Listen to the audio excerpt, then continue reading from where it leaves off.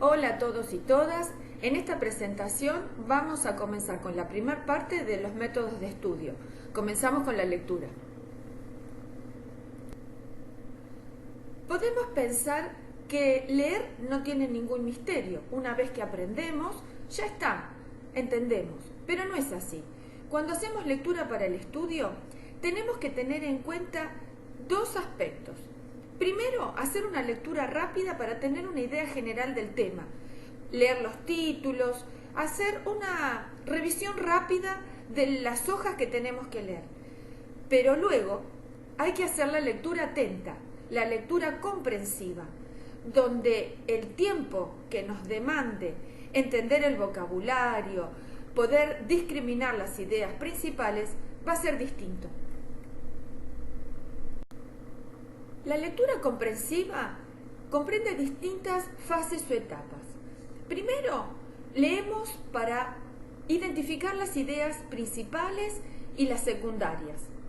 Después tenemos que hacer anotaciones sobre esas ideas principales y algunos aspectos más importantes que la describen. Y por último, tenemos que recrear el texto que leímos.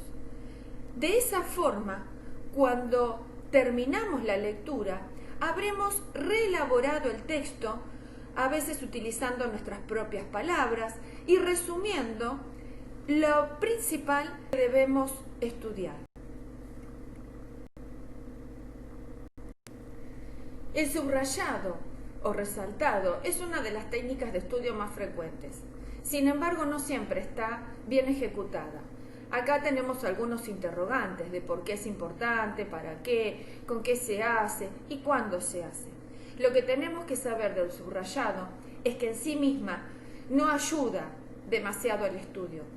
Debe estar acompañada de otras herramientas. Acá tenemos algunas cuestiones para tener en cuenta sobre el subrayado, pero es muy importante que el subrayado pueda leerse teniendo un sentido y teniendo relación entre sí las ideas subrayadas, aunque sea como un telegrama. El resumen es una técnica de estudio muy importante. Podemos crear un resumen a partir de la lectura de un texto con las anotaciones de las ideas principales o a partir del subrayado. De esa forma conseguimos reducir la cantidad de hojas a prácticamente menos de la mitad. Les diría que lo ideal es tener una tercera o una cuarta parte de la totalidad del texto en un resumen. Allí debemos tener todas las ideas principales en forma completa y debemos dejar de lado las ideas secundarias que no contribuyen a reforzar a esas ideas principales.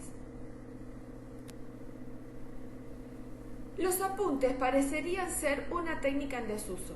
Sin embargo, son muy importantes porque tienen algunas ventajas.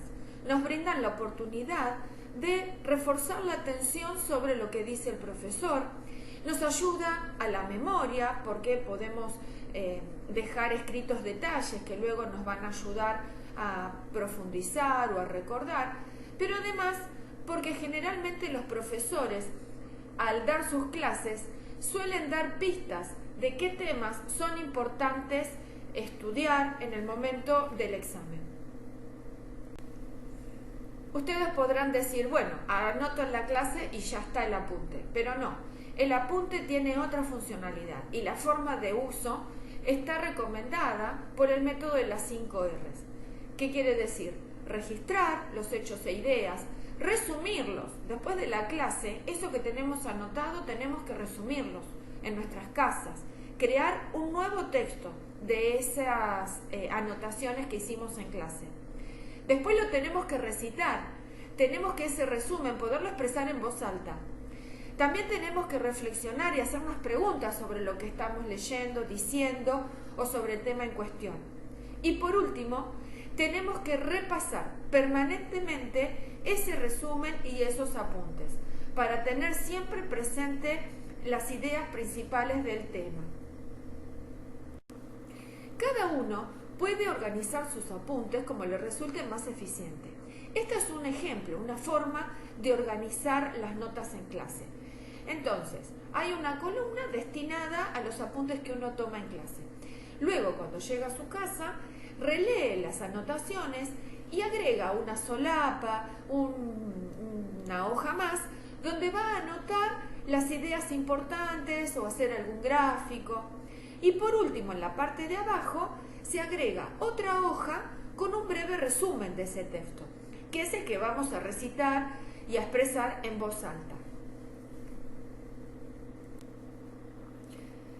Por supuesto que si un apunte tiene errores, no nos va a resultar útil.